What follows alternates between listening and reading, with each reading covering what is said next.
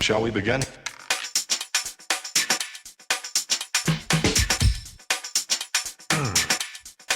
Let's begin. All right, everybody, welcome to a brand new episode of the Frankly Francisco podcast. I am your host, Francisco. Today, we have a special guest. He is an author of 2 books. His latest book is called I Don't Want to Turn 3. I want to introduce everybody to Gramps Jeffery. How we doing, Gramps? How are we today? Oh, great. I appreciate you inviting me onto the show. Yeah, of course. We always have open platform people that want to, show interest in the things that they do and the passion that they have. So I read the book. Very unique in how you did it. Can you explain to my audience what prompted you to write this particular book? Yeah, living during the past year because of the pandemic caused by the COVID-19, obviously, in isolation, except for being able to be with my family and some friends, really gave me a special time to interact with my grandkids. I got to tell you what a trip that is, because I've got 6 grandkids. They all have different personalities. But the one thing they have in common is their sense of curiosity, and how excited they get when they do accomplish something. So watching them grow year to year is really the basis of this book. What goes through a toddler's mind, which we're also desperate to understand. When does a toddler understand the difference between me and us? So this book kind of explores how the family found out. And this is a true story, this book. And so I am sure that this same story is happening in just about every family across the world.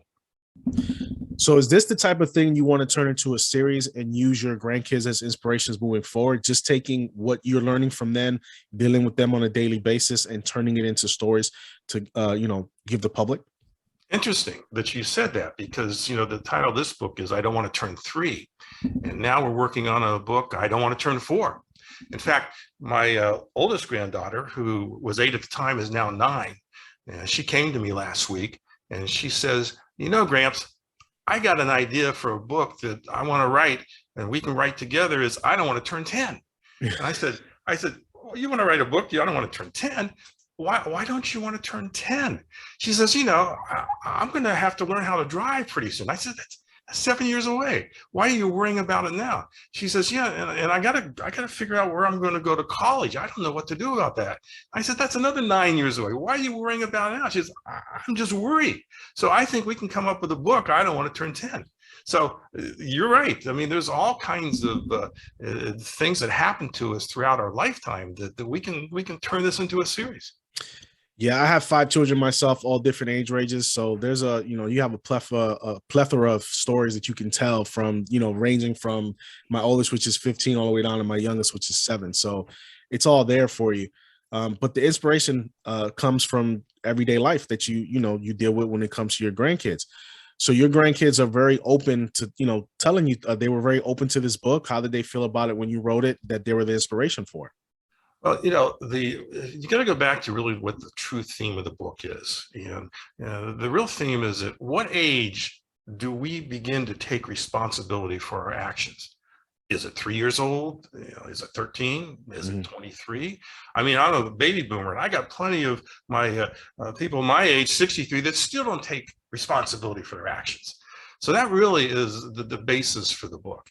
And it was great because, like many other grandparents, when I was growing up, when I was 3 years old and when I was young, my uncle lived up the street, my grandmother lived 2 blocks away, and we were all together.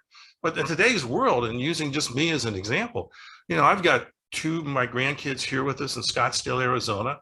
Well, I got 2 others in Austin, Texas, and I got 2 others in Orlando, Florida. So we're all over the place. So that's really, one of the messages of the book is, how can grandparents stay involved with their grandkids, as they're growing up?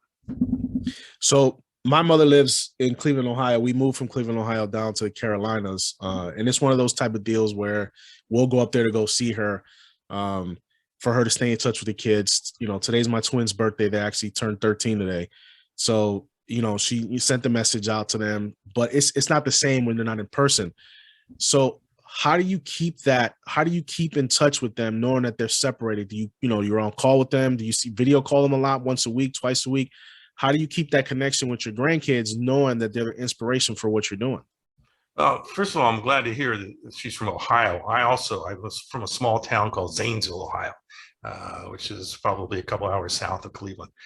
But what's interesting about the whole communication is, I had them all here for about 6 weeks during COVID. So I had a chance. That's really what the book is based on. It's how they all interacted with each other at that time. And then they all, the two in Texas went home and the two in Orlando went home. But the one interesting thing that I learned with all these kids here at the same time is they all love dinosaurs. 2 and 3 and 4 and 5-year-old kids, they love dinosaurs. Yeah, I don't know why they love it, but their friends love them too. They can, this 3-year-old can name all these dinosaurs for me. They can tell me, whether they eat meat, who they fight with. As far as I'm concerned, dinosaurs are, small, medium, and large. But they really are into this. So talking about connecting, like you were talking about connecting with your mother, what we decided to do is, we've got 6 little dinosaurs here in the house. And we decided that we were going to put the dinosaurs in a different situation every night. So for instance, we had the dinosaurs in the refrigerator eating blueberries. We had the dinosaurs at the sink washing dishes with grandma, and they had soap on their noses. We had the dinosaurs playing the piano. We had the dinosaurs walking up the steps. 50 different nights, 50 different places inside the house and outside the house. So what happened was we became part of the routine for the kids in Texas and in Orlando. They would take their bath, they'd read their book, and then they would say to their mom and dad, what are the dinosaurs doing tonight? So they would call grandma on her iPhone because she has to FaceTime, and they would immediately ask, where's Gramps? Where's Gramps? What are the dinosaurs doing tonight? So that was our way of staying in touch and really being part of their lives and part of their routine. And I'm sure your listeners can come up with other ways that they could do the same thing. But you've got to, when you're grandparents and you're distant like that, you got to come up with some kind of way to stay in touch with them, because, you only have, for kids, you only have like 18 years to make any kind of influence with them, probably a little less as they get to 14, 15, 16. But you only have a small period of time to do that. So you got to do it. And kids, they don't call you. I mean, when you're 2, 3, 4 years old, they don't think about calling grandma. Yeah. So you've got to make it. And so I was lucky because they wanted to call us every night because they wanted to know where the dinosaurs were. But in real life, you don't have that opportunity. So I would just urge all of your listeners to make sure that they keep in touch with these little kids. This, as far as I'm concerned, this generation, these 1 to 10-year-old kids, are the greatest generation that this country has ever produced. They're smarter than any of us. Us baby boomers thought we were smart, but these kids are much smarter than we are. Because when they start to grow up, when they're little, 2, 3 years old, they're already into electronics. They're already on the internet. They're already learning things. So it's up to us as the mature adults in the room to feed them other things so they have a complete understanding growing up. So I came in the generation, I was born in 79. I came in a generation where, internet, I was around when internet first came out. You know what I mean? So my daughter, she can pick up a tablet and be on a computer and know everything about it, better than I can. And you're correct. These kids are already born knowing technology more than we did back in the day. But I think sometimes that connection is that family connection needs to happen with these kids, because even though technology is there, I think they still have to have that emotional attachment to their parents, their grandparents, because, doing it through the phone is nice, but when you have something special like you do with the dinosaurs with them, it gives them that emotional connection. There's something to look forward to, you know what I mean? When they want to see you and when they want to talk to you, because now they can go, oh, grandpa has something, waiting for me. Where's the dinosaurs? Where do you put them at this time? What are they doing this time? You already ingrained that in them. So they, they're going to ask for you. They're going to look for you, which is, I think, is fantastic. I grew up in the 50s and 60s, and this book is pretty much also kind of a, as a baby boomer, I'm trying to understand how the world has evolved since I was 3 years old. That's also part of this whole story. My parents didn't have cell phones. They didn't have the internet. They didn't have cable TV. They didn't have remotes. I was my dad's remote. He'd say, son, go change the channel. That's the way we grew up. And so it's a whole different world today. And we just got to balance the two. Yeah, I believe it's a balancing game. Now, is this your full-time thing now, doing the being an author and starting to write books? Is this or something that you're doing just part-time, or is this like your full-time passion now that you're going to concentrate moving on forward? My passion right now is to get grandparents more involved in how this newest generation is being raised. So that's what I'm trying to do. I'm trying to get out there to make sure that grandparents are more involved. I mean, if you think about it, you know, we should be reading books to kids every single day. And we need to do that just to offset everything else they're learning from the internet. But they need to have that ability to read books. It should be part of their routine. And, you know, grandparents need to be involved in that. So why should you read kids' books every night? Well, you know, one of the things, the benefits is the bonding. Okay. I mean, it gives you, when you sit there for 10, 15 minutes with a child on your lap and, you know, reading a book, you really have a chance to bond with them. You have a chance to really understand a little bit more with them.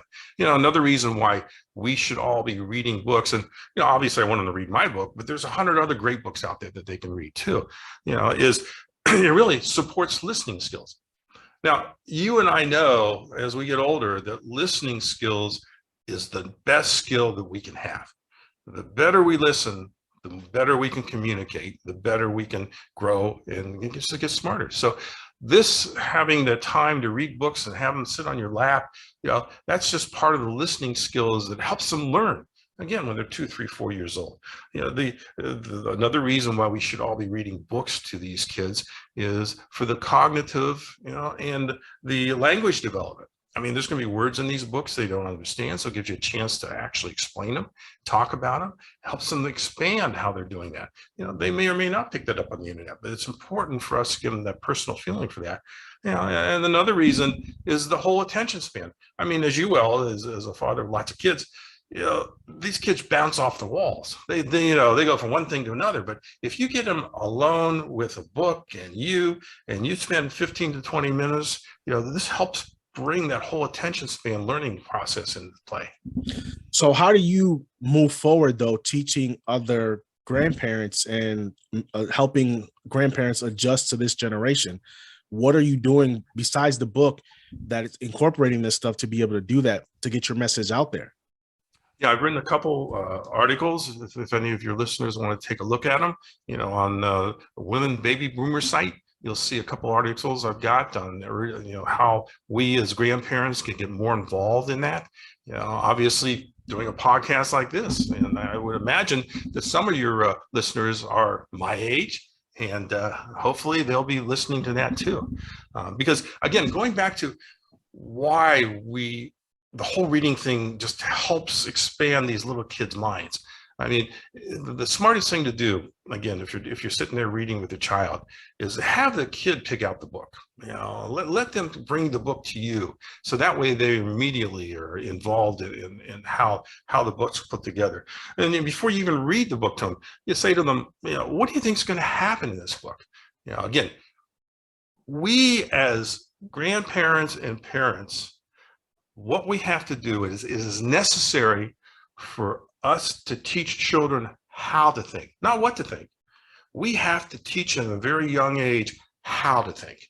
And so if you bring them this, they bring you the book, you ask them, what do you think is going to happen? You're starting to that whole thinking process. You know, that's what we have to do as adults to drag this out of them. You know, during the reading, you want to ask them, you know, who are the characters in this book? You know, where is the setting? Again, asking them questions so they start to think about how to interact with you.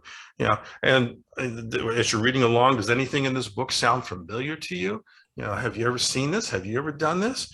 You know, and then obviously when you're done with the book, what was your favorite part of the book? And why was that? You know, that's a question hopefully all of us are asking at the dinner table. What was your favorite thing of the day and what did you do? You know, we as grandparents and parents just have to teach these kids how to think.